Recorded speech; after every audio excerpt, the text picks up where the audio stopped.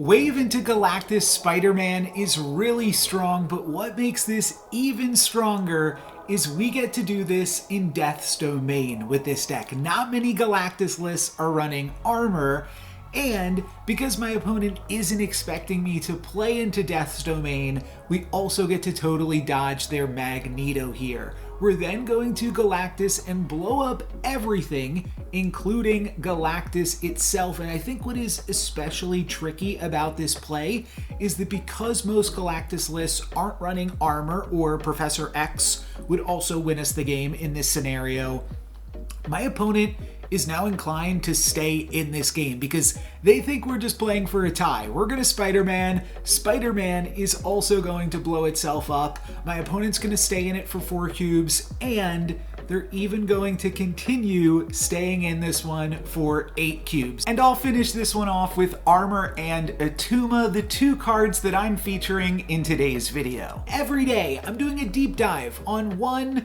today 2 cards in my Galactus Destroyer list. Armor and Attuma typically are not seen in Galactus decks, and that's actually kind of the draw to me wanting to play them. If you can throw your opponent off the scent that you are a Galactus deck, then he's gonna have a bigger impact when he comes down and devours some worlds. The main synergy with Armor is that it can protect your cards from Destroyer. It's one of 3 ways in the deck to do that, along with Professor X and Cosmo. Attuma is just a really good card to pair alongside Armor because you're going to have Destroyer winning one lane, and then Armor plus Attuma is a whole bunch of power in another lane. And it's pretty good that Attuma is a 4/10 because that can help you maintain priority in the early game, which can be important for those Galactus turns. Armor can also be a good disruptive card if your opponent is playing some type of destroy deck, and Attuma can also be good against storm decks to throw that down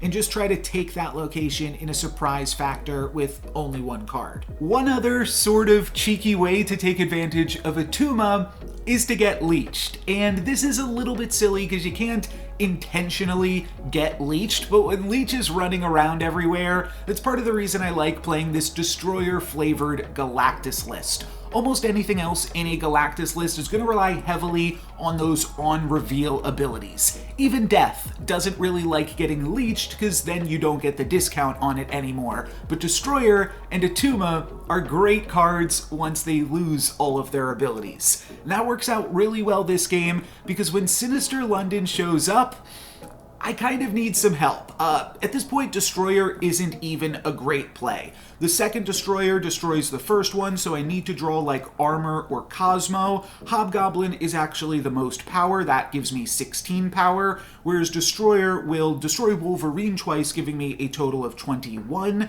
so it's really only giving me 11 more power on the board. Not that great for a 6-cost card at this point. So I'm just going to wind up playing my Hobgoblin this turn into the Sinister London, and at first I thought maybe my opponent was dropping a Galactus down here into the Fisk Tower, and I got a little bit nervous. I was hoping the Hobgoblin could stop it, but turns out my opponent played a Leech.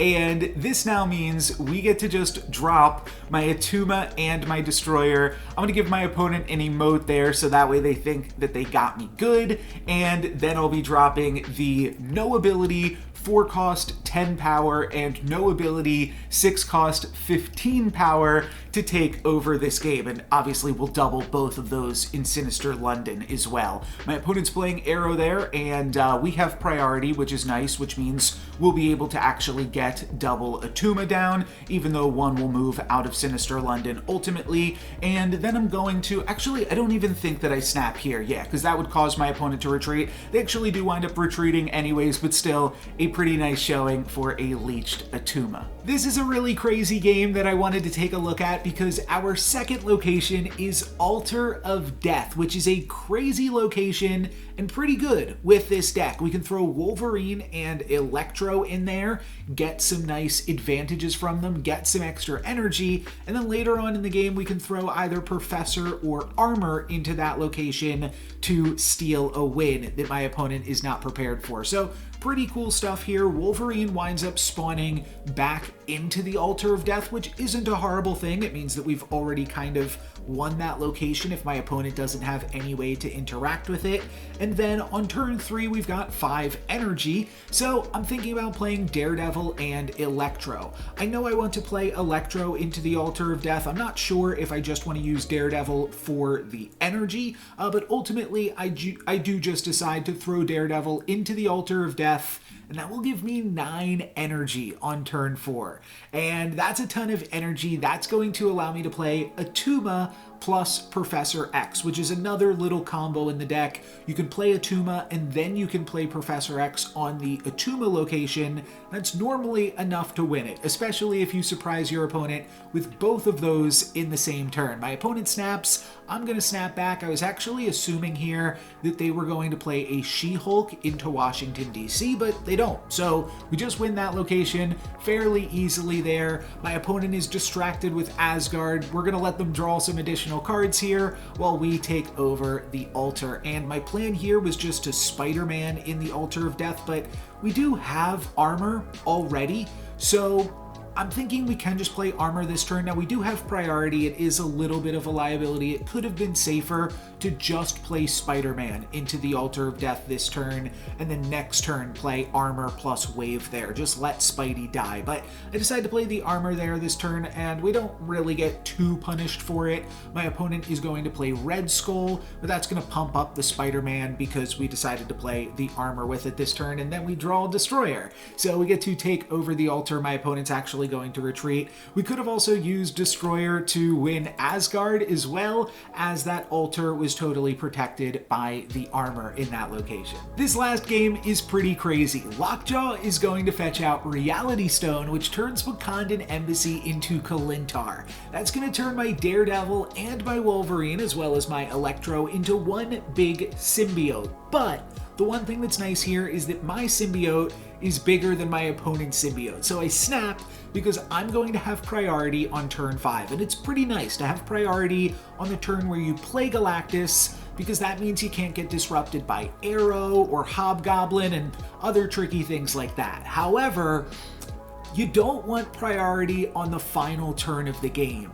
And that's why my opponent is going to snap back here. They kind of have an idea of what's going on. I'm going to jump ahead a little bit because their idea is that because now we have priority on this final turn, they're going to be able to Shang-Chi us. However, armor plus Atuma allows me to drop a ton of power on the board, which is super important. This game is going to be very, very close. We're going to beat their She-Hulk and their Shang-Chi, and just barely too. We beat my opponent by only 1 power to grab the win. That's it for this video. Armor and Atuma, pretty straightforward cards, but the fact that they are not typically in Galactus lists, I think, is what makes them shine in this one. That's going to be it for me today, guys. Thank you very much for watching. I'm No Lux Given. Peace.